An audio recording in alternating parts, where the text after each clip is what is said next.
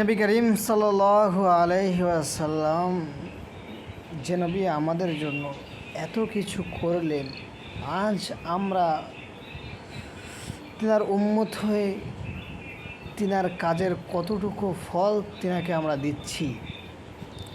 আমরা যদি এটা ভাবি তাহলে আমাদের দুঃখ ছাড়া কিছুই থাকবে না।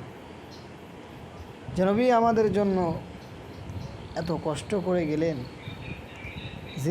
তামাম জিন্দগিটা আমাদের এই উম্মতের, এই গুনাহগার উম্মতের পেছনে ছেড়ে দিলেন, লাইফটাকে আমাদের পেছনে ছড়িয়ে দিলেন। সে নবীর পেছনে আমরা কতটুকু কাজ করছি, সে নবীকে কতটুকু সম্মান আমরা জানাচ্ছি, সে নবীকে কতটুকু আমরা ভালোবাসছি, সে নবীকে কতটুকু স্নেহ, ভালোবাসা, সম্মান আমরা করছি, সেটা আমরা মন থেকে ভাবলে বুঝতে পারবো।